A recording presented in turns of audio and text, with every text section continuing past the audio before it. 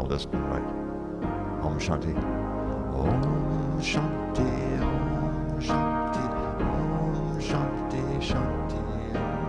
Om Shanti, Om Shanti, Om Shanti, Shanti.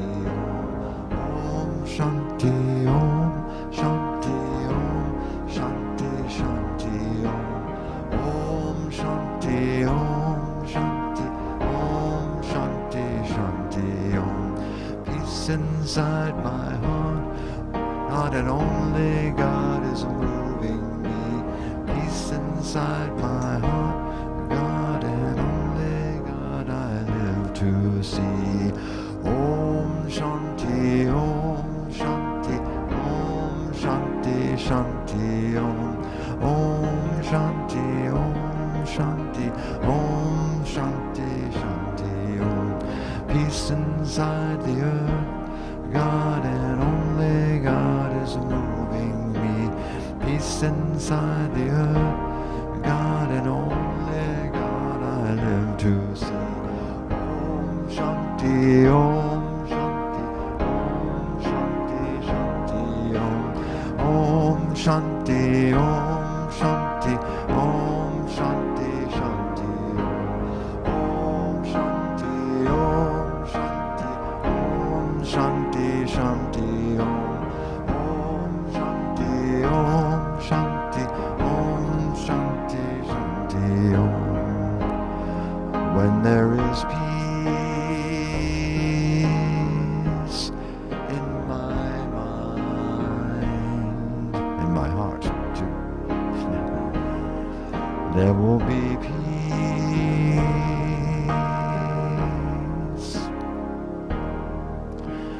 on the earth. Thank you. We're on, I think. It's that time. Thank you, Cindy, for doing a great meditation. And I checked the mics. They're working, at least when I checked them. So here we go. Good morning. Good morning. Wow. God is good, yes? Yes, yes. And you're on? Never doubt. Never doubt. A small group, In a small group, thoughtful and committed citizens thoughtful and citizens to make a difference in the world. to make a difference in the world. Indeed, that's all it ever has. Indeed, that's all that ever has. In the words of Margaret Mead, I love them. It's my anthem. We've been saying it here for several years. Hold up. Is it on? Oh, Oh, it's not, it's on, but it's, I didn't, oh, no, no? No, what? Yeah, your lab one. On, John is correct. Once again. Okay, well, man, what a week. What a time to be alive, folks. Do you realize this is one of the most privileged times to be alive ever? Now, I'm not saying that other times weren't privileged or maybe even as privileged, but this is right up there with all-time great times to be alive. There is so much going on right now that if there's anything that you want to do, if there's anything on your mind, this is time to remember what Margaret Mead said, never doubt. Never doubt means what? Know it. What? Know it. Know it. Know it. I like that. That's better than what I was thinking. I was thinking always remember. But if you know it, that's exactly what you're going to do. As a matter of fact, when you know, you don't have to remember. Remembering is for what you do once you forget. When you know and you know and you know that you know, this stays present in your mind. And it's good to have it. It's like, I'm just, man, my mind is so, it's a trip being ADD. It's a trip because it's like the channel's always changing and you don't have the remote control. And so I just saw the bat signal, but it's always in the sky, okay? It's always on. There's no time when spirit is not present. It's so important to know this because the ability to be, this is distracting me now. Hold it just a second. You got to not be flapping around like that, okay? So many places we can be distracted by our conditioning.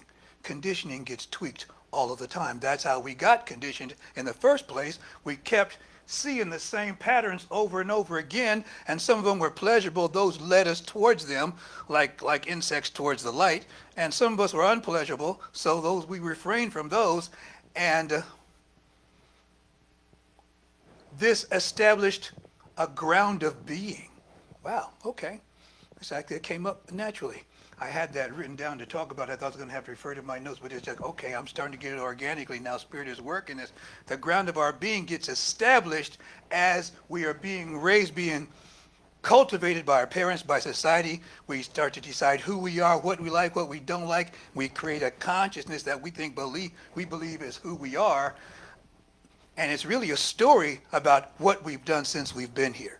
And so there's a difference between who we are and what we've done since we've been here. And the story about what we've done since we've been here is just a collection of memories, reflections, and anticipations that we've used to form an identity so that we can survive this place. Are you with me so far? So most of the time, or many of us, as we grow up, if we're not doing any self-reflecting work, we're stuck there.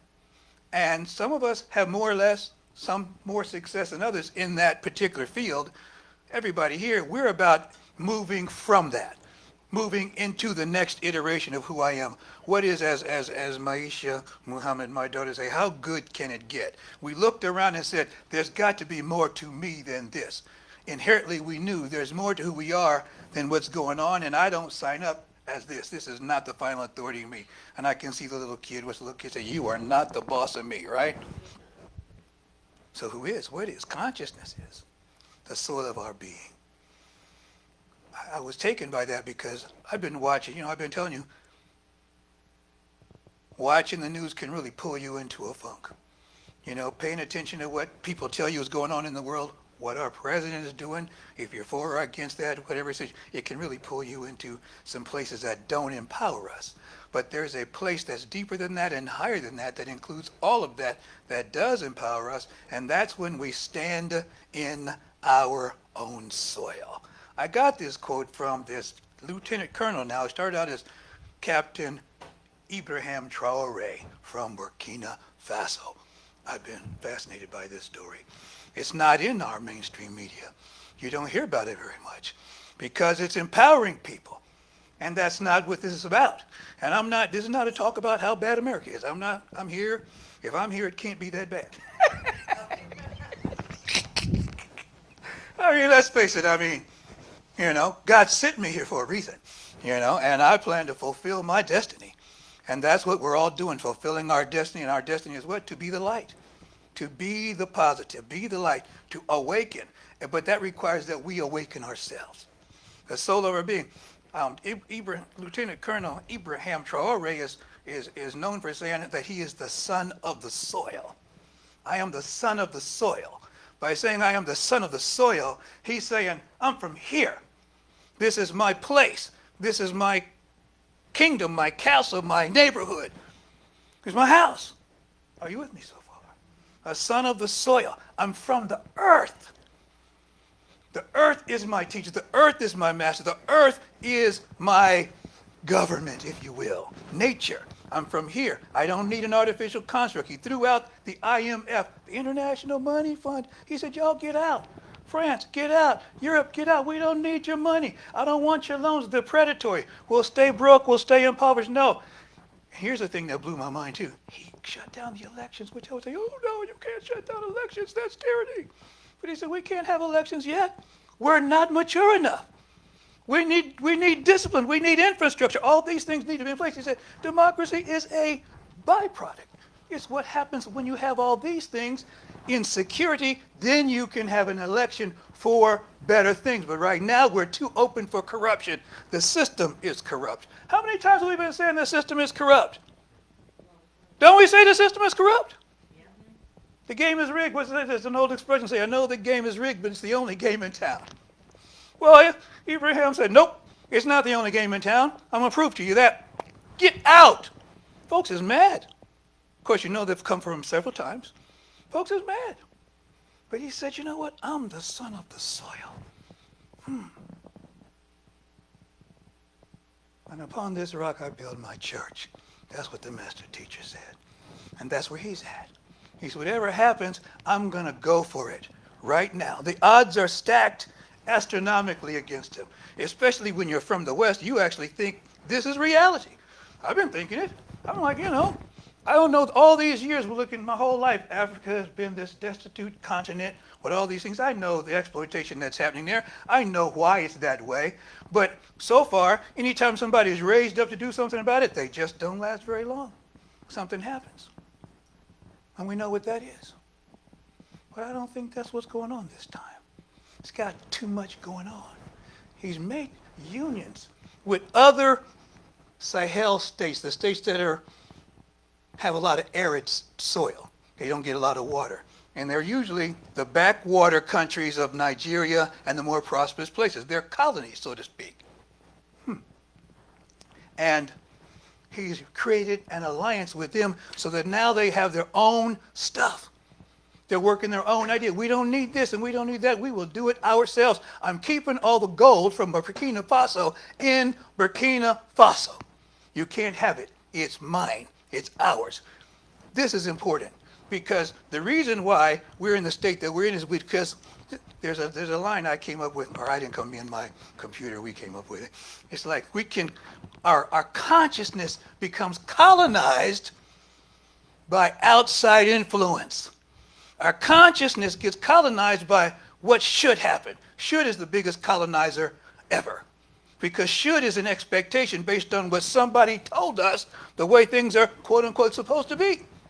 And that's the first thing we learn. Once we get here, we start learning the way it's supposed to be. And how do we learn it? Because our parents know the way it's supposed to be. So they teach us the way it's supposed to be because somebody taught them the way, and we follow it all the way down, but that might not be the way it's supposed to be. There's no such thing as supposed to anyway. Supposed to is just the idea that we think this is the right way. In the omnipotence of God, there is no right way. There's a one way. Do you understand the difference? Because the right way means somebody has to be wrong. The right way means there's a conflict, a right way and a wrong way. But the one way is the idea that I am immersed in a consciousness of oneness and wholeness, and I'm allowing that consciousness of wholeness to direct my path. I am steeped in the oneness of God. That's the one way I'm talking about right now. Are you with me so far? That's what we're cultivating here. We're cultivating a soul, a ground of being that is about the oneness of God, which basically means I have to throw out all the colonizers in my mind. This is what I love about consciousness. I see consciousness everywhere. It shows up everywhere. And this is what blows my mind. I'm putting back to that election piece. He canceled the election there, and I'm thinking to myself, when he explained it, it made perfect sense to me. But then I thought to myself, well, if DT tries that, you're not going to feel the same way. He said, man, he says, not time for democracy. We're in a revolution. He says, you don't have time to do that in a revolution. First, you have the revolution. And then, that's right. We're in a revolution too. It's too bad the tape last week didn't come out. I'm working on enhancing that. I started out talking about it. This is the revolution. It's happening now. We are in it. And it doesn't matter what you think about whether it should be or shouldn't be. It's happening now. Has it ever not been the revolution? Probably not. Because the revolution just means things are evolving, things are being turned over, things are being upset, and things are continually being upset, evolving, and being turned over. Yes? There's nothing new under the sun, the scripture says. So things are always evolving, which means they're always revolving, which means revolution is always present. But sometimes it's more acute and more present and more hot in different places because we see it easier there because it seems more disruptive. Are you with me so far? So this man, he said, I'm disrupting the status quo. Some of us were just born to do that. I see certain people in here, I'm not going to mention any name, but I think everybody in here was born to disrupt the status quo. But some of us can't help it, no matter how hard we try. I couldn't fit in. I just couldn't. I tried. I'm still trying to fit in. If I could fit in, I would. But I can't, so I quit trying. So therefore I have to stand out. Stand out in what? I'm standing in a consciousness of oneness. That's what I was designed to do. That's why I can't fit in. Sometimes some of us are not meant to fit in. That's not why we came. If that's why we came, we'd already be doing that. It's easy enough to do. Money, status, social life. Money, status, social life. Just stick in there and work on that. Put your head down and don't think about anything else. And that's how you fit in. Something very powerful is happening. It's a very powerful time. So my first question is, what soil are you standing in, and whose ground are your dreams growing from? Are you rooted in your truth or reaching through someone else's expectations? That's just a self-contemplative question. What soil am I standing in? What soil am I watering? What does soil represent to me? This is a talk about conscience, not a political talk. It's not a financial talk. I hope to get into that. Especially, yeah. I had the soil of my being enhanced at Al's wedding. Because I'm always, at this point, to do this effectively, I realize it takes money to do this. It takes money. That's what Ibrahim Traore realized. It's going to take money. And our money is going across the border because other people control it. I'm bringing it back. I'm controlling this gold. It's ours. I'm bringing my thoughts back. I'm bringing my creativity back. I'm bringing my love of self back. I'm taking care of myself first. That's what he's talking about. Let's take care of ourselves first. And in doing so, he's created an environment where the money by taking over the mines, they nationalize the mines. By doing so, now the money that used to go to the clearinghouses in Europe, where they would set the standards for what the gold would be and made all stuff, everything they would do. I don't know all the routines about it. That's all stayed in-house. Those costs been cut. That money's been sent out to the outlying communities where neighborhoods that never saw any help at all, now water's flowing. They're growing crops. Their yield is like 3 and 4 times what it used to be because he's had a conscience to direct the resources where it's needed and not where people are taking advantage of for personal gain. Are you with me so far? Sometimes when we're trying to fit in, anybody who's been on a job that they hate knows exactly what I'm talking about. Okay? Anybody who's been on a job that they hate knows exactly what it's like to get up every day and go to a place where you know you're not being rewarded, you know you're not being recognized, you know your talents are being taken advantage, and you know other people are taking credit for your work. If you're a person of color or female, you also know what it's like, and I'm not saying it doesn't happen to white men. I just don't know about that. Okay? I'm sure it does on a level of one-upsmanship. Are you up ship? Are you in the club or not in the club? Evidently, I need a little water because. Yes. Say that again. In what? The military. What will I find in the military? Where white men do that to each other, but not really necessarily in other places. Okay. Well, for sure. One-upsmanship is referred to as a beat down. Okay, I got you. For sure. And it's a competition, and it's like, there can only be one. And so everybody's scratching for that one. But, the oneness that we're seeking is not being top dog. It's recognizing that, we're all in this together. And so, man, the one I want to say is like when you in a meeting and they're looking for ideas to solve a problem, and then you say the solution and nobody pays attention, they keep on going. Then 20 minutes later, somebody says the same thing you said. And it's a great idea. And everybody applauds, and they all bow down, and that person gets the credit, and they look over at you like, or don't look at you at all. What's that now? And that's typically the white guy. I say, I wouldn't go in there. This is a conversation about what do you do in a circumstance like that. In a circumstance where you have to know your worth. See, if you know your worth, then you realize this is not my soil. I'm tending somebody else's soil. I'm not standing in my soil. And if I want the life that I say is mine, I have to get off of this soil and back onto my soil. And it's not about me moving from soil to soil, because guess what? There's only one soil. You know, we did this exercise when I was coming up in this philosophy where they would draw a picture of an island with a desert, a jungle, jungle island or a metropolis on the other side, and there's like the ocean between them. And they'd always say, which one would you rather be on? Would you rather be on the island or in the city, in the metropolis? Which one do you think you would fare better in? And of course, everybody's going to pick one. And then they draw a line from the bank of the city underneath that ocean back to the island. Say, this is all the same soil. We're all standing on one planet. There's only one soil for us to be on. So wherever we find ourselves, we're always standing in our own soil when we know who we are. So essentially, knowing who you are is how to stand in your own soil. Knowing who you are is how you can be any place, even in the military with the beat down that you're talking about. Because I went through that. And it's a good thing I did. I knew who I was when I got there. I already knew who I was. They tried to teach me all kinds of stuff about, they break you down. It's designed to break you down. And I had to learn how, guess what I learned how to do? You already know. I learned how to fit in. Because that's how I avoided more beatdown. But because I knew who I was able to navigate those waters, if you will, with a different level of clarity. I knew where to go to get the help I needed. And sometimes conscience would just step in and save me because I knew who I was.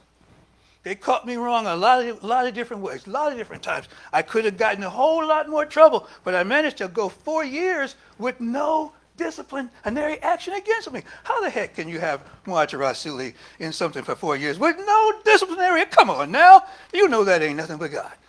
You know me. You know I was late. You know, we already talked. You know I was late. Among other things.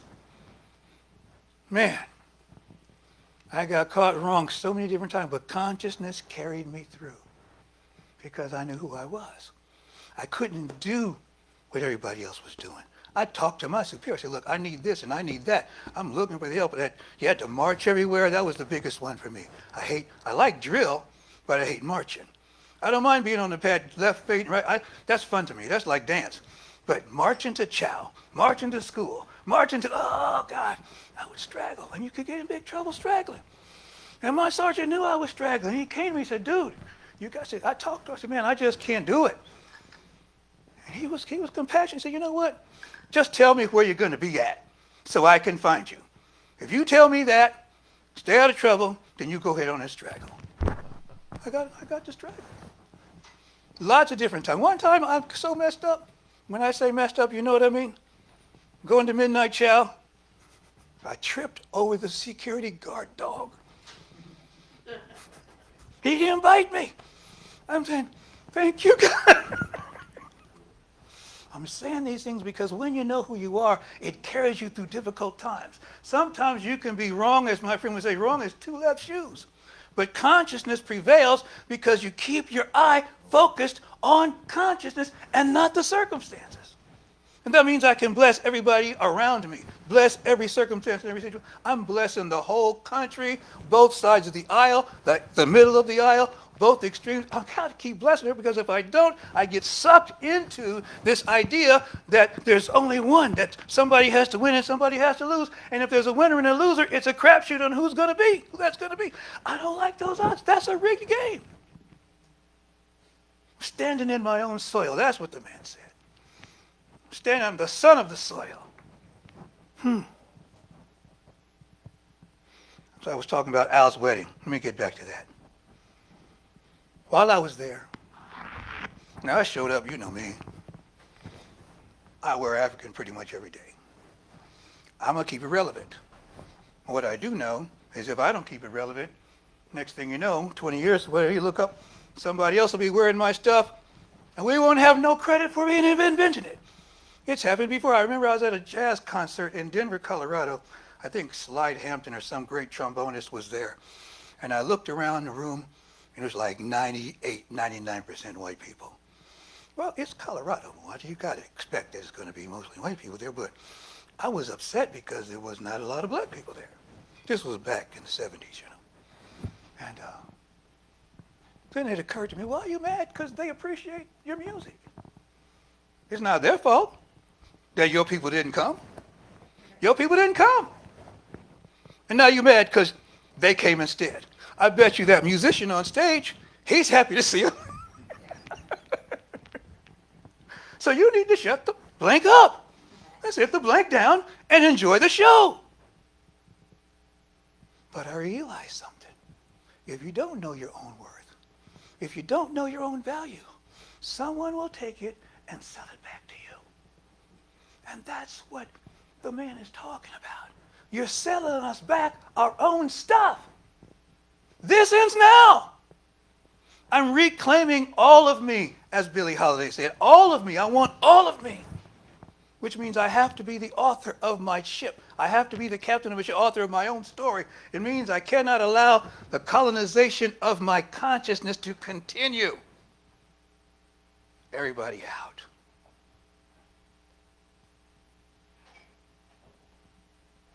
Recognizing that the voices in my head are not who I am. They're the conditioning reasserting itself over and over again, so I know how to stay safe. I know how to get along, you know? That's why I finally got out the military, quite frankly. I saw some young airman, he hadn't just probably been in the military like 6 months. He walked around and threw some paper on the ground. And my military conditioning took over.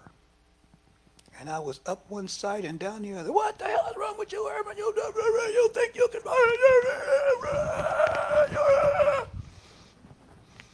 Yes, sir, yes, sir, yes, sir.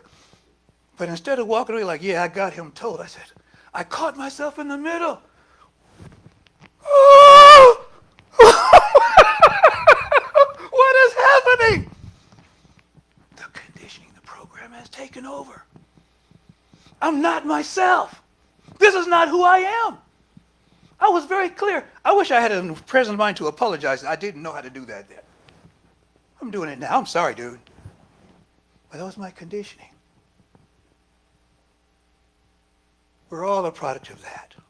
But when standing in our own soil, we supersede the conditioning by recognizing that everything that's happened up until now is simply the prelude to the miracle that is now unfolding in me. It's the ground that had to be covered in order for me to reach the plateau, to leap into my ultimate destiny. It's the steps that I climbed up so that I can have the vista that I have right now, but it does not define who I am. And so I'm talking about cultivating the soil of our being. That means we spend time in the oneness. We spend time in the stillness. We spend time in prayer. We spend time in community where people know who we are. And in knowing who we are, they have an expectation of us that supersedes the idea of right and wrong. And it's difficult to stay focused and conscious when everybody you know is talking about right and wrong, because there's a pull for you to speak up on what's right and wrong. And if you can't do that, then there's something wrong with you.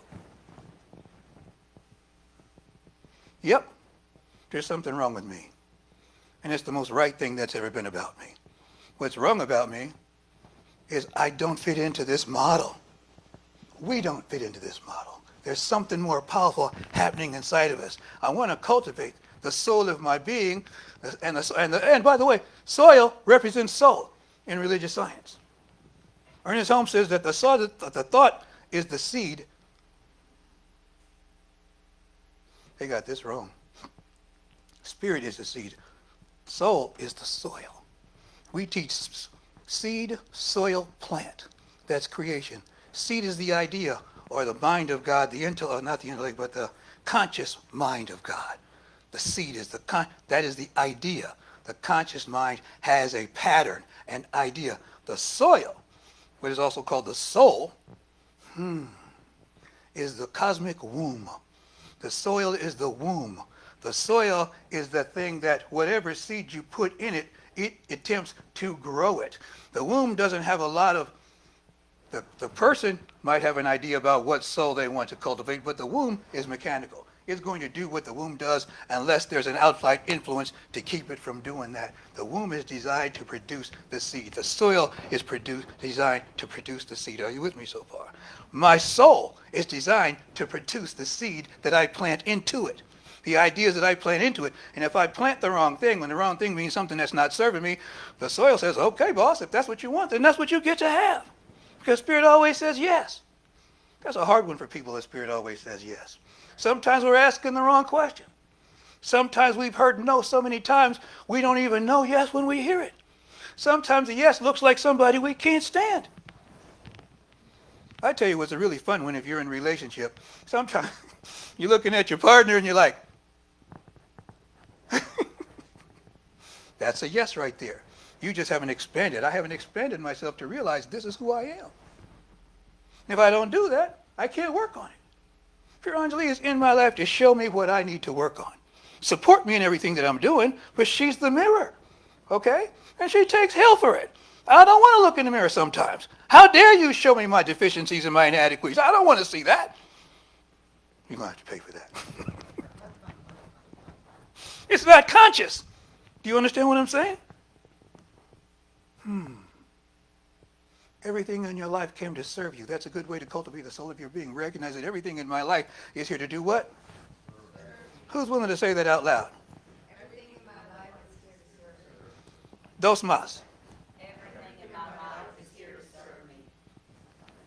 Everything in my life is here to serve me. Thank you very much. Everything in my life is here to serve me. This is empowered living. I'm going to tell you something. It gives you a strut. Okay? If you're not strutting, you're not paying attention. Everything is here to serve me. This is my garden. I'm not on somebody else. I'm the gardener and I'm the garden. I'm the soil. I'm everything the soil produces. All of this is me. And if you're in my face, you only came here for one reason. Sometimes the person in your face is here to tell you, the bridge is out. You heard the stories, many stories about me in my life as a youth. And I mean, I'm here right now, quite frankly. I got into an altercation. I got stabbed, cut. I mean, we fought like two pit bulls in the middle of the street. And I was determined to win that fight. And I did win the fight. I just didn't know what the fight was. You see, I didn't know what the fight was. The fight was for my autonomy. The fight was about me knowing the truth of who I am. I thought I had to be a man. And I was working on being a man. I didn't know that there was something about being a person, a human being, that there was a deeper alliance to me than just being a man. And God bless mothers. Oh my God, God bless mothers. My mom got wind of the conflict. She wanted to know one question. Had one question for me. And this was my victory. This was the victory. I didn't know it at the time. She said, but son, would you take a peaceful solution if one was offered? Mama, you don't seem to understand. This man has left his signature on my face, his autograph on my chest. One of us has to go. It ain't going to be me. I'll be danged if I leave town before this is settled. Come on home, son. No, I'm not coming. Oh, son, please, you don't know. No. She's praying to God because both her sons are walking the street with guns, threatening to kill somebody. Peaceful solution, son. Will you take a peaceful solution? I'm asking each of us, do I want a peaceful solution to all of this? Am I trying to win or do I want a peaceful solution? I want to win. I want to win. She kept on after me because moms know how to do that. They know how to badge you. They won't let you go. So finally, just to get off the phone, I said, yeah, Ma. She said, if you could turn the corner, and there was a peaceful solution in front of you, would you take it? Okay, Mom, right. If I was to turn the corner and there's a peaceful solution, would I take it? Yes, I would, but you don't understand. I don't need to know anything else. I just wanted to hear you say yes to that. One more request, don't do anything stupid. I said, I don't need to do nothing stupid. Dempsey's going to do all the stupid I need, and I'll be ready for it. But you see, I had an agreement now in consciousness. Now I had stepped out of, I'm going to win, I'm going to kill this you-know-what. Now I'm in a place where peace is a solution. And you know, we went all the way to court. I took my gun into the courthouse thinking I'm going to shoot this man. I'm just telling you what happened. But a miracle happened right there. Because I was working on cultivating the soil of my being. That idea of peace was the fertilizer that the soil needed to grow a healthy plant. So while I'm in here, this blah, blah, blah went back and forth, and finally, just to shorten this up a bit, I had to go outside to meet this person because he was sending messages back and forth. I get up, I'm like, you know what, I'm going to end this right now. I seriously thought this was going to be it, one way or the other. I went out the court this way, I turned that way, I turned this way, and there the guy is. When he saw me, he put his hands in the air and said, man, I'm sorry. I'm sorry, dude, I didn't mean to do that. I didn't mean that. And I'm mad now, you see, because I realized, my dang mama has done it again. She did it again. She literally said, if you were to turn the corner and a peaceful solution were to present itself to you, would you take it? And I literally turned the corner and there was a peaceful solution. Now I'm obligated. I said, something is happening here, you see. Something is going on that's beyond my expectation. My consciousness was being evolved. Right underneath me, the soil was being fertilized, and the plant of my own being was beginning to bear a sweeter fruit than ever happened before, because like I said, the soil's been tendered here. And I had to accept that, and I was glad to say I didn't want to do all those things I was doing. I thought I was supposed to do them. That's why I don't listen to supposed to anymore, because there's a whole bunch of trouble I got in doing what I'm supposed to do. I'm only supposed to do one thing if we're going to talk about it, and that's remember who I am. That's the only thing. That's what I love about religious studies. When you get into this philosophy, I have one debt on the books. The only thing I have to pay is attention to who I am. And when I pay attention to who I am, everything else works itself out. Are you with me so far? There's a parable of the sower where the fertile soil yields the harvest. And it talks about how some seeds fall on thorny places, some fall on stony places, and some fall on fertile soil. But it's only the seed planted in the fertile soil that's going to grow. One of my favorite stories about there was an island that no trees would grow on. We're going to tell that story another time. In African spirituality, the earth is sacred, ancestral, and intelligent. The phrase son of the soil is both political and spiritual. It's a declaration of divine belonging. In psychology, the soil is the foundation of the self. Attachment theory talks about emotional security as fertile soil. Without it, the self-worth cannot grow. Carl Jung said unconsciousness is like soil. It holds our shadow and our potential. We must dig to integrate. That's what we call shadow work. Yes? Narrative therapy says our personal myths are planted in cultural soil. Healing comes from cultivating our own story, not borrowed ones. And so many of our stories are borrowed. 1 teaspoon of soil contains over 1 billion microorganisms. Soil is not dead matter, it is a living ecosystem. The trees have that mycorrhizal, is that it, network, if I'm saying it right? The wood wide web, they call it, where they communicate. A network underground. This is what happens in community. We are the mycorrhizal. Say that, Dr. Jeff. What's the word? I'm not sure the concept. M-Y, yeah. Not for you, yeah. It's one of those words, and I pride myself in pronouncing. What? Want me to spell it for everybody? M-Y-C-O-R-R-H-I-Z-A-A, mycorrhizal. That's the way I say it. Sounds pretty good. But it doesn't sound like any word I've ever heard anybody else say. And so now I think I'm saying it wrong because I'm picking up this is my colonized consciousness popping up saying you're saying it wrong. You're not supposed to say it that way. But I'm just giving you my best. It's the world, it's the wood wide web. It's the network of trees underground. You know what I'm talking about. That's community, people. That's what we have for us right here. The quality of soil affects the gene expression. This is epigenetics, and we had a conversation about this, Dr. Jeff and I. We both have the same plant in our house. And I was talking about how much different my plant looks than his plant.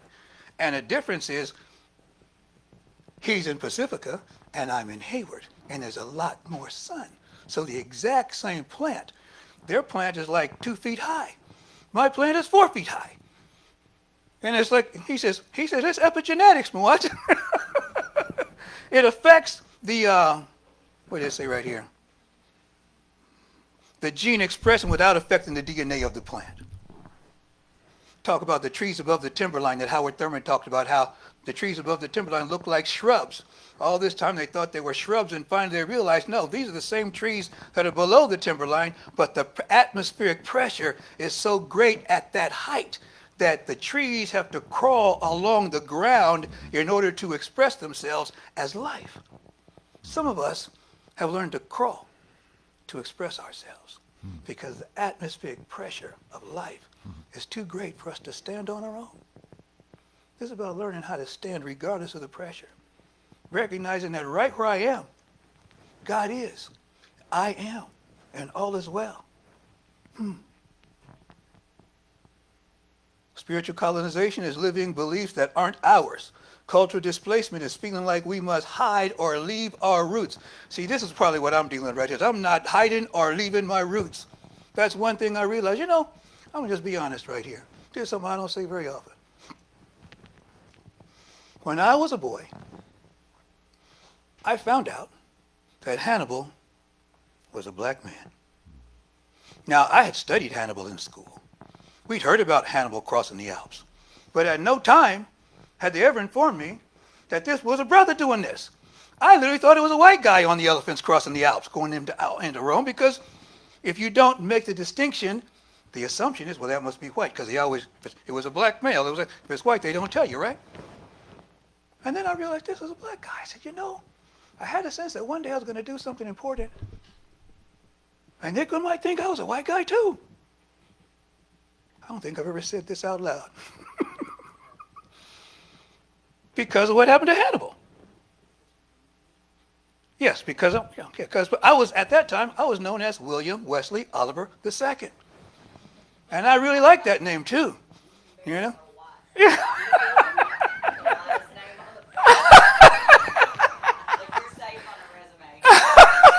Yes, I was safe on the resume. William Wesley Oliver II. Yes, indeed. Esquire. Don't you know I used to say that? You got me, Dick. You got me, Fred. I'd put Esquire in there. I'm the third. So you know all about it. Yes, indeed, man. And it was... How did I come in? What was this about? Yes, changing my name and all that. So, but Muwanja Rasili was born, but he was always present. He was always here, but he was buried underneath the conditioning of my parents, the conditioning of the military when my father was in. So I grew up under that mindset. He was buried under the schoolyard. What happened on the schoolyard and in sandbox? When I was getting bullied, and when I fought back and when I didn't, when I ran and when I didn't. All of this was not the truth of me. That situation with Dempsey, that fight for my life, when I was hunting him and he was hunting me, sometimes that's what you need. What I was trying to say is sometimes the person who's your antagonist is telling you to go back the wrong way. Dempsey was the flagman in the middle of the road waving the lantern. Dude, this is not your hood. This is not your soil. You don't belong here.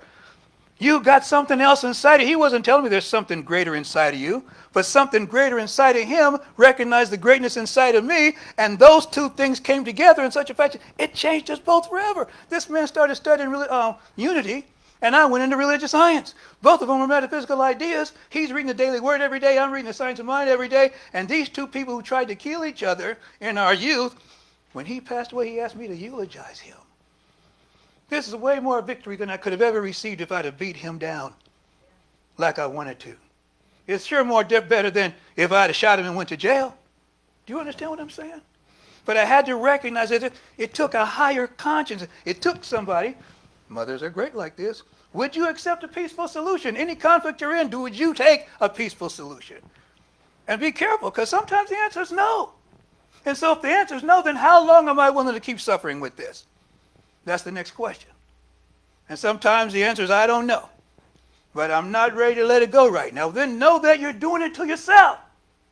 And don't blame anybody else for it. Because as long as I'm blaming somebody else for my condition, I can't change my condition. Standing in my own soil means I take responsibility for my life. Right where I am and just as I am. Is there stuff going on I don't like? Yes.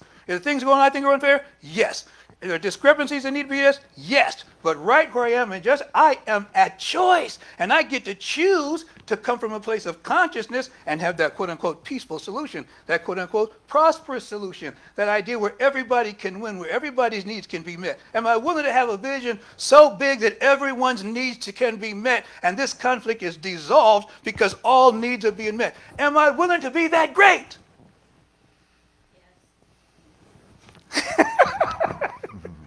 Yes, I'm willing to do that, see?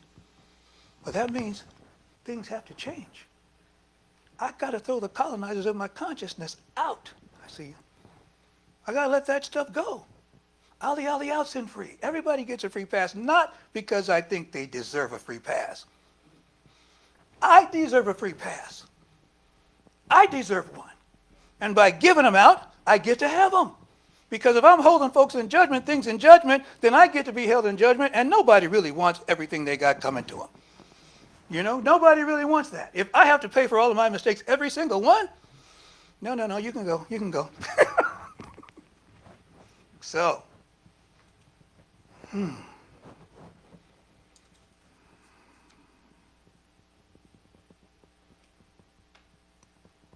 5 ways standing in our cell leads to prosperity.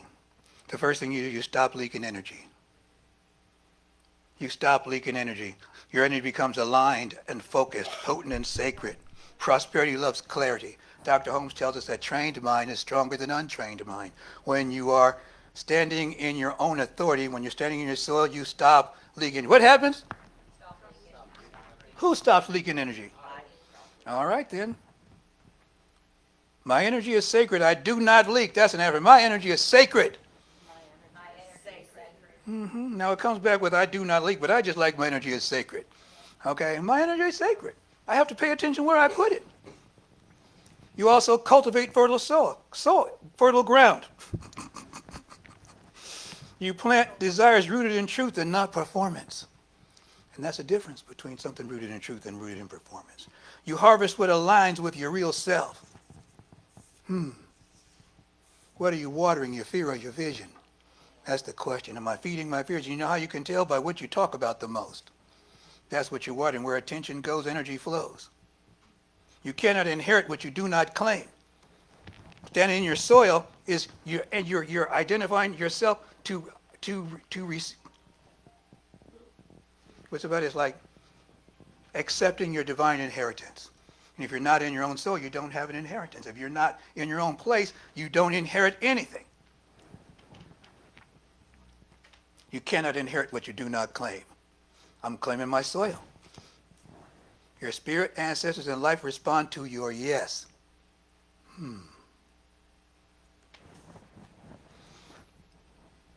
Okay. I hear you. So where have I left my soil? What places have I lost sight of the truth of who I am? Where am I having an emotional reaction rather than a measured response in consciousness? That's the easiest place to find it. Where am I being triggered? And when I say triggered, you know what triggered means. It's when you have that reaction. You like activated better than triggered? Oh, okay. Can we be activated instead of triggered? You could be activated. Some of us are triggered. Some of us are activated. But we both know it means the same thing. It means I'm having a reaction instead of a response. Well, wherever I can still react, that's where I'm still in conditioning. Best, I'm trying to stop here. I really am. I got to tell this one now, because this is one of Pure Anjali's favorite stories. So this one, when Blvd was still alive, she was with us. We were at some event, some family gathering. You know, you have the whole family there. You got in-laws and exes. Everybody's there. I don't know what Blvd said. I don't know how she said it, but she said something. And the next thing I knew, I had flashed. What?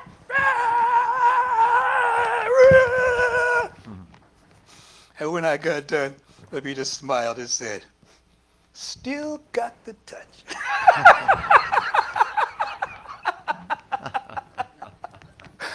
And I said, I was like, bullseye, and I realized, wow, I have to do something about this.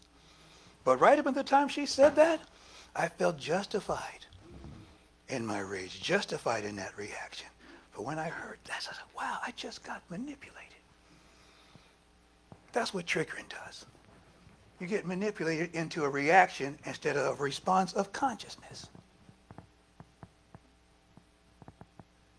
I stand in my own sacred soil. This is my affirmation. Can you say I stand in my own sacred soil? I am rooted, worthy, and abundant.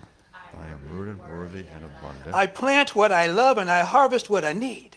I plant what I love and I harvest what I need. I trust the timing of my life. This big right here. I trust the timing of my life. I do not hustle for what is already mine. I do not hustle for what's already mine. You can close your eyes for a moment and feel your feet. Imagine roots going deep into the earth. Imagine a root extending down your spine, from the base of your spine into the soil in the same manner.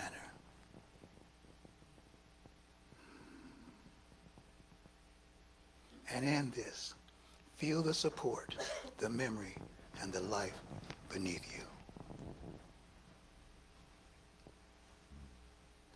Standing in the soil, being a son of the soil, is about being grounded in the moment. And the grounding is the victory, and the way out, and the blessing for all life kind.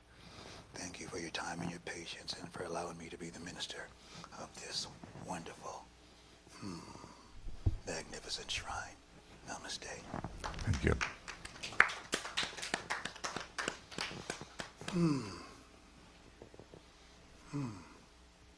Still got the touch. What's that? Actually, at this point, I love it. Yeah. Because I was humbled. So great. I don't think I've ever been more humbled in my life. You know, baby, as humbled. Yo, yeah, that's a pop. I just want to say that you said that you realize you've been manipulated. And manipulation is a word we usually use when we think something outside of ourselves is doing something and then we get triggered. But the root of the word manipulate comes from Latin for hand and control. And the hand that is controlling my triggering is mine. Yeah. Indeed. My hand.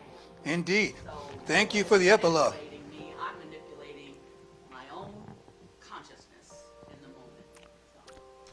So, Albeit unconsciously. Yeah. manipulating. It redefines it. Actually, that redefines it in ways that, for sure. What I realized is I was out of control. Yeah. And that was not okay with me. And the fact that she was in control was especially not okay with me. So I started working on myself right away. See, I have no choice. You know, I couldn't let that stand. So she was my teacher in that moment. God bless her. Oh yeah, she just you had to add that up. So here's how she continues to instruct me. And then just to cap it all off, she died on my birthday. Yeah. You will remember me. You're gonna celebrate me every year. It's never gonna be over. I'm like, that's checkmate, man. Get a rare smile on the way. He said, oh, that's real funny, dude. It's quite a relationship you had. That's pretty deep. Yeah, I didn't realize how deep it was at the time. But I don't think it's any deeper than the relationships I'm having with anybody else right now. But now I'm paying attention. And then I wasn't. So that's what we have to do. So we're moving into our time of sharing. This is where we support the ministry, and it's the ministry of standing in our soil around the world. We're part of a global organization that supports the idea that God is all there is with people around the world. We have centers around the world, and so your offerings, your gifts, and of service, and time, and talent, and treasure, all support what we do here and what we do abroad. So please govern yourself accordingly. Know that if you want to increase your yield, you know, you give that which you want to have more of. So if you want more financial prosperity, you give. If you want to add another percent or two to your giving, we don't mind that a bit. It just means you're upping your amplitude for greater prosperity. It can also be greater gifts of service, greater gifts of service. And what's the other one I'm trying to think of? Well, yeah, I talked about the prosperity, but the service and prosperity are what's going in right now. Oftentimes, it just shows up as being present, which is always service. Quite frankly, prosperity is a service as well. So thank you for your gifts, for your tithes, your talent, and your treasure, knowing that what you give is from the heart and that it expands the consciousness of oneness throughout the realm. We have a prosperity affirmation that we say every week. Please repeat after me.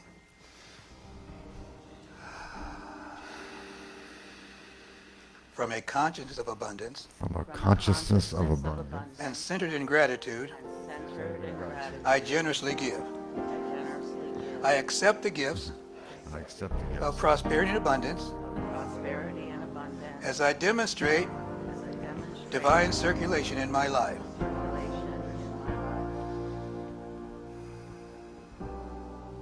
life. In gratitude, I freely give. In gratitude, I freely give. In joyful acceptance, I freely receive. In joyful acceptance, I freely And receive. so it is. And if you're giving online, the address is give@sfcsl.org, and that's PayPal and Zelle. Thank you. Thank you. I am remembering who I am. I am remembering who I am. I am remembering. Thanks, Daniel. I am remembering. I am remembering who I am. I am remembering who I am. I am remembering. I am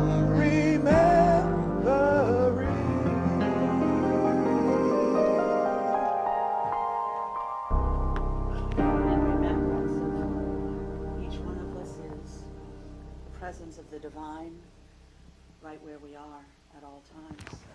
I'm giving thanks for this divine circulation of love, of generosity, of heart, of community, knowing that the giver and the receiver are one and the same. And so in deep gratitude, we accept, we bless, and we stand. And so it is. So it is. I want to start. You're crackling through the. You got this noise going on. All this. Me? Yeah, and you're wearing it's too close to something. I don't know. There you go. Better. No. Oh wait. Perfect. Thank you.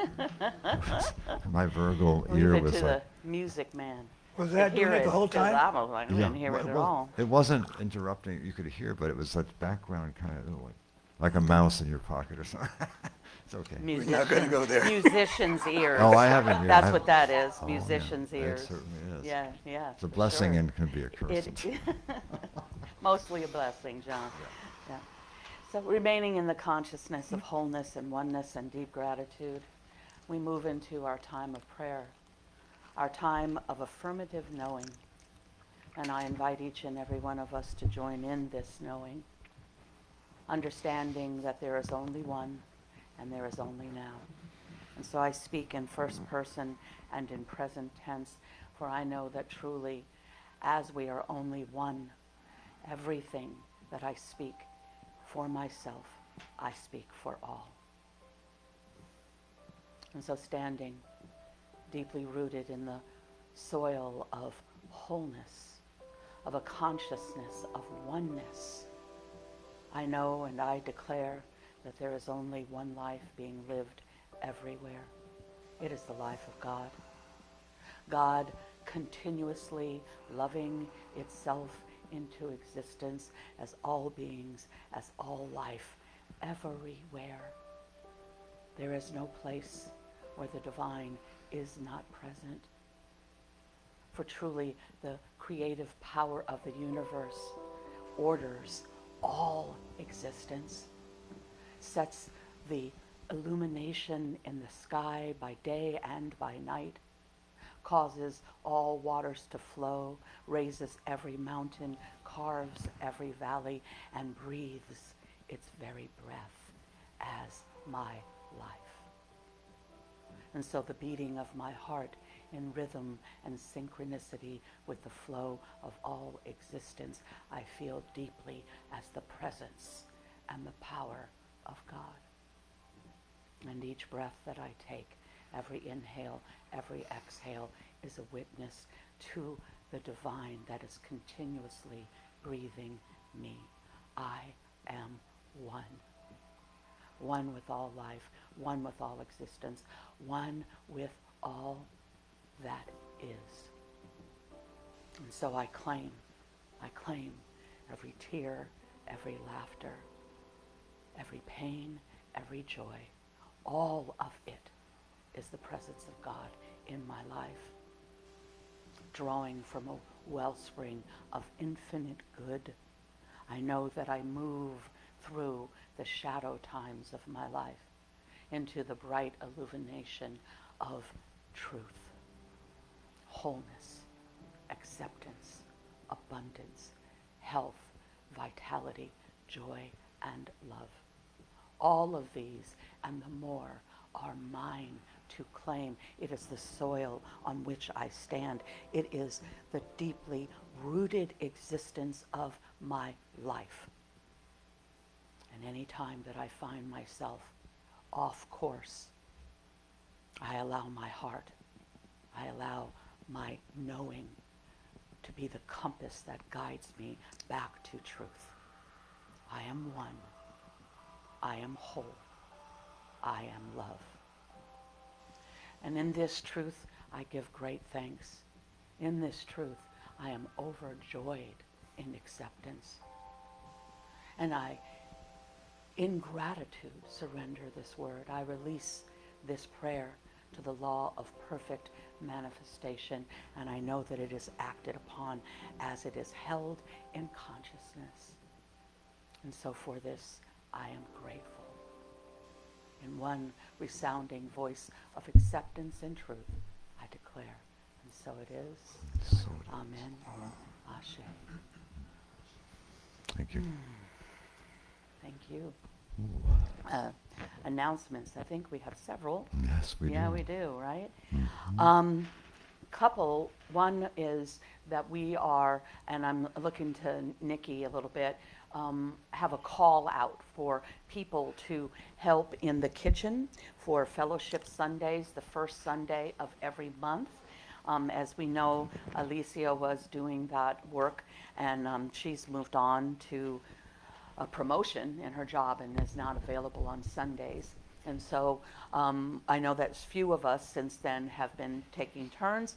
And as I say, because we used to do it this way and Thomas anchored it, if we have enough pairs of people, you really only have to serve like once every 4 months or every 5 months, that's all. So, and it is, you do not have to cook. You don't have to know how to cook. You just have to know how to use a microwave and an oven. Most of us do. So it's really, and if there's a couple of people in there, it's actually fun too. So we're looking for that. Nikki is our point of contact. It is in the newsletter. I think it is on our Facebook page as well, the call for that. Thank you, Eve. So yeah, I just know our community steps up in this and that we continue to have wonderful fellowship. Absolutely. Right? There's a sign-up sheet back here for it. Perfect. Sign-up sheet in the back as well. Also, on August 3rd, which is Fellowship Sunday, currently, and I don't think it's going to change, but we'll see, we have a core council meeting today, the Brahma Kumaris from the Anubhuti Meditation Center in Novato are going to be coming. They did a Link with Love ceremony last year, and they're coming back and they're going to do that ceremony as well as the service on August 3rd. And so that's a wonderful, beautiful experience. We really invite a full house for their presence. It's a wonderful ceremony. So that is happening. That's also Fellowship Sunday. And I don't think as of right now we have people who have signed up to do August 3rd for fellowship. So great call out to our community to please not only bring dishes for potluck, and they're vegetarians, by the way, so bring dishes for potluck, but also to serve in the kitchen. That would be a wonderful thing to have happen. Also on August 3rd, currently, although I think that's going to probably change, we have several people, I love it when great minds think the same. So, Crystal, Maribel, and then independently, Charlotte, and Nikki have all come together thinking we need to organize that kitchen and we need to clean it out. And so, and I think you and I talked about helping with that too. So, Crystal and Maribel would like to do it on the 3rd, and I'm like, okay, that's stacking up things on the 3rd here. So I think we're going to have to find another time to do it. But if you are interested in helping with that, our thought is that we literally purge that kitchen, like take everything outside and then pick and choose what goes back, right? And then we can make a list of what we need. Like I know we need knives, good knives. Anybody who cooks knows you need a good knife. So I'm going to bring some knives up. Anyway, so we're talking about also cleaning, having a deep clean of our center.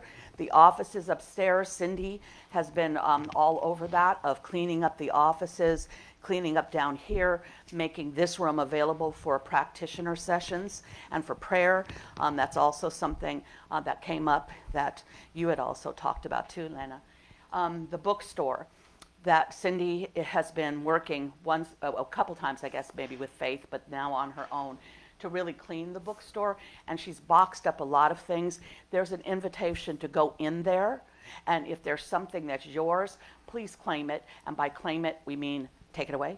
And then if it isn't yours, and we're not talking about the books on the shelves, but the other stuff that's in there, please do that. And you had by a date, Cindy. What was the date you wanted it? I was hoping by the end of July, but I know that's coming up. But, there's a pile in there. It's all on the, if you walk in, it's all on the left side. I see it there, yeah. There's a pile. You're welcome to go through it. If it's not yours and you see something you want, take it. At this point, Also, there's a bunch of CDs. John Steiner's CDs are staying because we'll be selling those. Yeah, don't take those. If you have any CDs that you have brought to the center for meditation or anything, go through those too, because I'll be coming up with an idea with all the CDs that we Yeah. Okay, thank you. And I do have to just throw this in about cleaning. Thank you for that too, and all that service, Cindy. acknowledge the, I just want to acknowledge Eve. Eve. Oh, definitely. She is the one who cleared The space down here, yeah. And there's some things in there still for people to claim. a long time for prayer. Yeah, yeah, for sure. And yeah, there are things that I wasn't allowed to get rid of, so. I don't know who didn't allow it, but I know that Reverend Mawata, that's what. It's like, I just wanted to make sure that Yeah, yeah.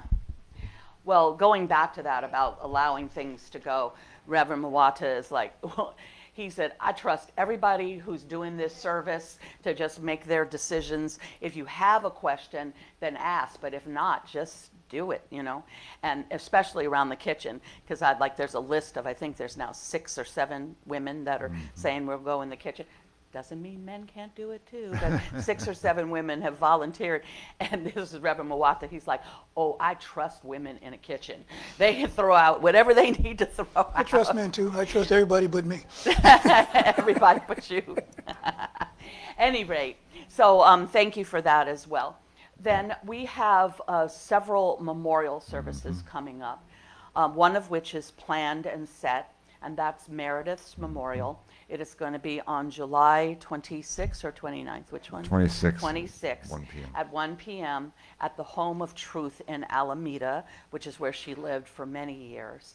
So there was a call out for carpooling, if people are interested of connecting. Maybe just see John, not meaning that you're going to ride everybody over, but I already got maybe, 2 in my car. yeah, to Fran help and organize. Gabriella. But Fran and Gabriella are going with Yeah, John already, but if people want to carpool, because parking is challenging over there, almost as much like it is here. So, so that's to honor Meredith. That one is planned. The other 2 that are not yet planned, but we're wanting the community to know about it and also to come together to help. One is Joanne, Reverend Joanne, who was the minister for many years at Ashbury Heights Center which closed and she retired, and the rest, she's passed away. And many of the people here knew Reverend Joanne. Cindy is working with some of the former members of that center to organize a memorial, a celebration of her life. She will be putting that information, giving it to Eve to go in the newsletter and on the Facebook page. So just be on the lookout for that. If you know her, we want to definitely honor and celebrate her life. Is it going to be here? Don't know yet. Oh, At this time, I'm not sure. Okay. We are thinking of just gathering, outside maybe. Nice. When we've got weather and months, Yeah. she really loved that story. That's cool. So, Yeah. we're not sure. Yeah, just be on the lookout for that. Okay. Yeah, because we definitely want to honor her. Very sweet soul. And then the other, which is not yet planned, and this is a great call to our community because understandably he needs help, and that's Pat McKelvey. Reverend Wata talked to Dale on our way in. He is now open to some type of a celebration of her life. Pat had declared that she didn't want anything, but as Reverend Wata continues to emphasize for him, the celebration of someone's life is to honor them, but it is to support the person who remains. And Dale was being really stoic, and she was beyond his anchor. You know, like he's kind of tetherless without her. And so we will be talking, Reverend Mwata will be talking with him about getting photos, so we can put up some photos, maybe even blow one up to have, you know, present for her service. We obviously need flowers, but we also need food. So we'll see when we get this together, and it will be here to support and honor Pat's passing. So those memorial services are coming up. Then in addition, there's been a lot of call for a lot of pastoral care. I think you all know Tanya, who comes to services sometimes. She's virtually shut in right now, feeling very challenged to even go outside. And so she doesn't have transportation here, so normally she takes buses and public transportation, and that's overwhelming to her right now. So she's really needing a ride to the center. We bring her home often, and we would be happy to continue to do that, but obviously getting her here would not be something we could do. She does live in the Tenderloin. She comes right outside. It's directly across from a police station, so if you're concerned about that at all, no need to be. And she's just in a lot of need, and I know our community can come together. We spent last weekend with her, helping her to get groceries, do her banking, to be able to pay her rent, go to Target, like all day with her. And it was a real blessing, and she was beyond grateful for us to come over and do that. So I just know she's such a loving person. She's an amazingly loving person, and she's been very upfront and forthright about her mental health challenges, that even though, so the medication is not working for her to be able to go out in public a lot. So she needs our help. So I'm really praying, please see Reverend Mwata or me about if you can support Tanya at all. Other announcements? Oh, there. It was quite a list. Well, Otherwise, I'm going to do thank yous. But yeah. I don't want to overwhelm anyone because it's very overwhelming. But I'm not going to be able to be here next week. Ellie's coming next week. Okay. I have rehearsals every Sunday now before I go to Italy. And then Excuse me. It's by the way, wonderful. The show was so great at the Peninsula. I bet. At work. Wonderful. Yeah. I'm like, oh, it's going to be there. Well, I'm not gonna- It was great. You guys are great. Always is. Eve's a dancer. Yeah. If you guys, yeah, I think everybody knows that. So, I'm a little concerned about a couple of things. If anybody ever wants to come to my house to learn how to do the newsletter when I am in Italy, I might not be back till like the beginning of September sometime. Because I might stay on, and it's really hard to do that, so if somebody wants to do the September issue of the newsletter, that would be great. It's not, it's time consuming, but it's not, I could like set it up. Oh, you know what I could do? I could create it, and then all you do is like, somebody do that with me. Oh, here, Yes. Daniel, thank you, Daniel. And then please sign up to do this because I can come next, I can't come next week, but on the first Saturday I could come because it's the rehearsal's later. I Okay, have to rush out of here. all right. But, you know. But we it's do like- need signups for people to do the media during the service, for sure. Yeah. I'll say this has gotten much easier with the directions. I helped Ella do it, and I saw everything. We just clicked this, and that, and it worked. Well, we grab someone from the audience. Nikki has done it, Yeah, Charlotte many has done people have it. stood up. Did you do it? Definitely. Eileen has done it, Yeah. Eve, Daniel's Sure. done it, like lots of people. It is, I did it for a long time when we were under Mm-hmm. Yeah. COVID. Yeah. So, yeah, it's doable, And the very directions are doable. very simple. They help. Yeah. Hmm? What's that? You see them talking? She thinks you're talking about this. Oh. Okay, great. Great. You saying yes? I'm asking what you did. Oh, okay. Anyway, sign up's not there. And Thank so you. there's a sign up in the back as well. Thank you. Thank you so much. Eve, you do so much, so I'm going to start with gratitude with you because you do the newsletter, you do this, you do so many different things, cleaning, Yeah. just a real heart of service. And we really, and for years and years and years. So appreciate you very much. John, always. I love when Reverend Wata calls you maestro or the minister of music. One of those two things. Music is so important. It just anchors us in a very deep and powerful way. Thank you. I remember you talking about Meredith. Meredith had like Alzheimer's, and she was forgetting like even how to get here, but she always remembered the music. Oh, yeah. Yeah, music. So there's something about it that just directly goes within. So. It's going to be a powerful day. I mean, I wrote a piece of music for her I played this morning called beautiful. Virgo Rising, and I'm playing it next Saturday. Just briefly, I was here on Friday to Marilyn Flowers putting the program together over there, and I found from October 2019 a 8-minute version of Let It Be.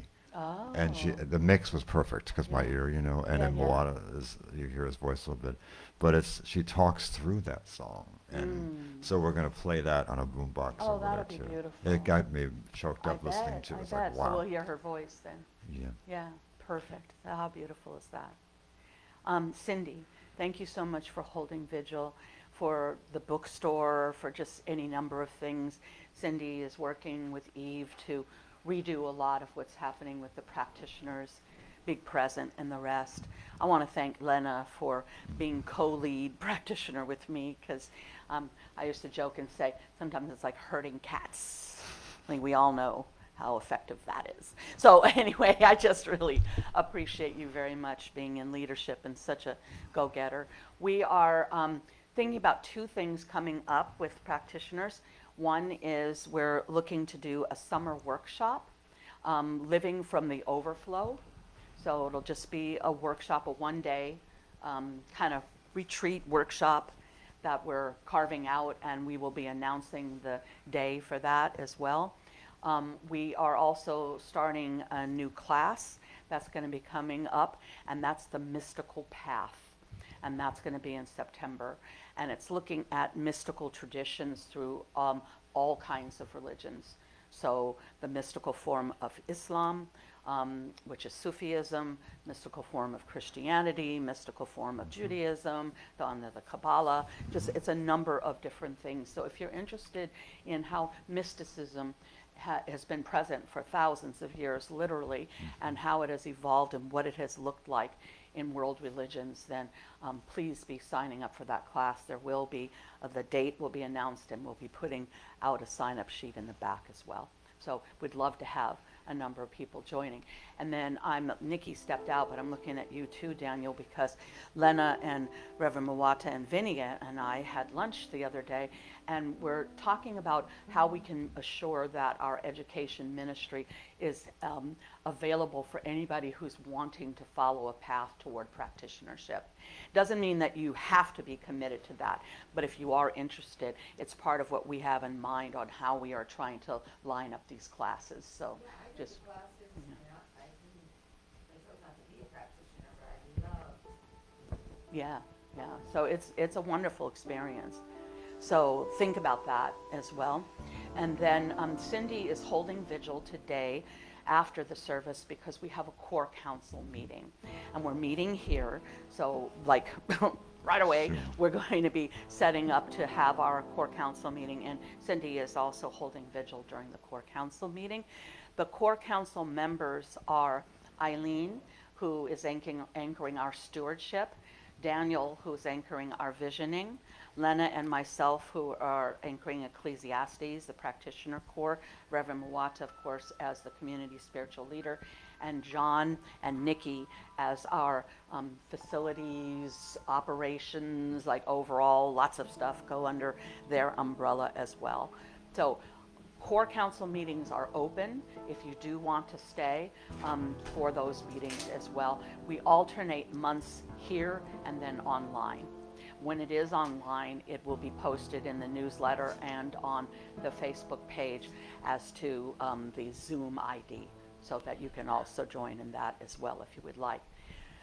The garden is beautiful. Thank you, Bruno's. It is so gorgeous out there. It's really lovely to be able to just sit in the garden and enjoy that as well.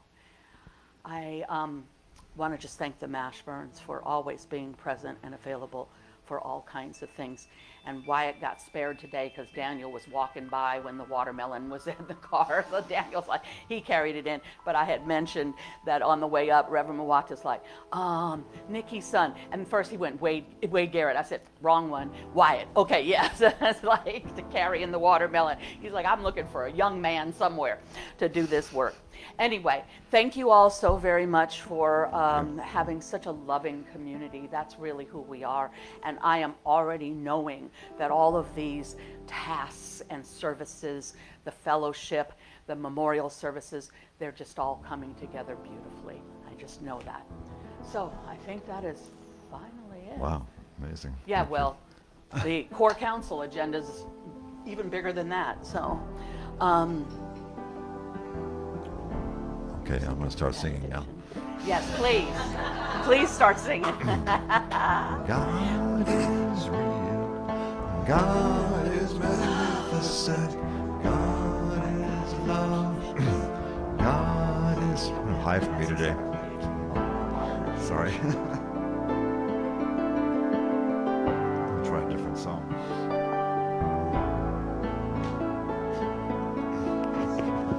In this moment, in this place, I remember who I am. Letting fear and worry fall away from me. I open my eyes and see there is only love.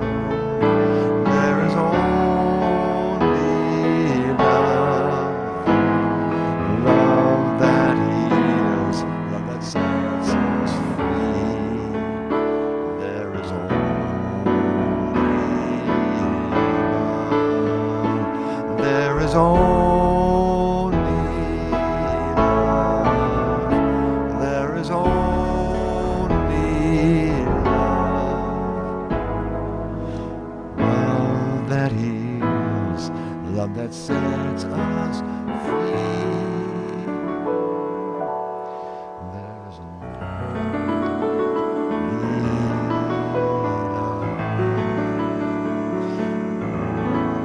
Thank you. Isn't that a beautiful song? Thank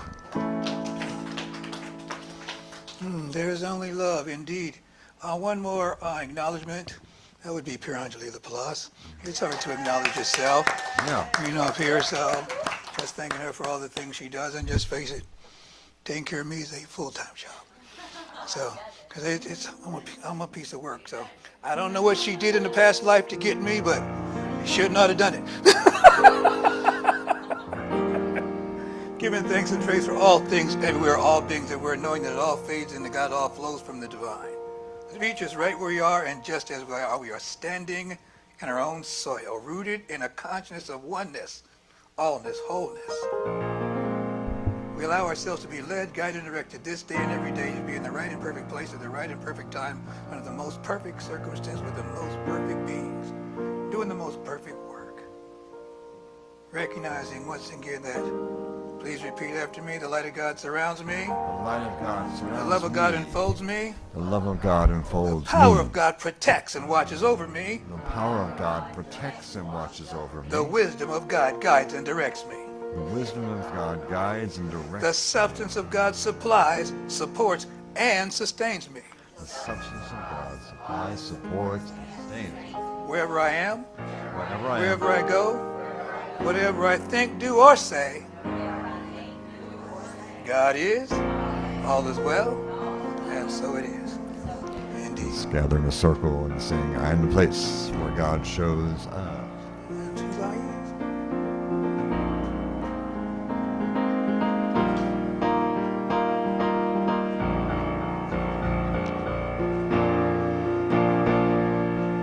Here we go. I am the place where God lives and moves and breathes and has its being. I am the place where God shows up. I am the place where God lives, moves and breathes and has its being. I am the place where God shows up. You are the place. You are the place where God lives, moves and breathes and has its being. You are the place where God shows up. And we are the place. We are the place where God lives, moves and breathes and has its being. We are the place where God shows up. I am the place. I am the place where God lives, moves and breathes and has its being. I am the place where God shows up.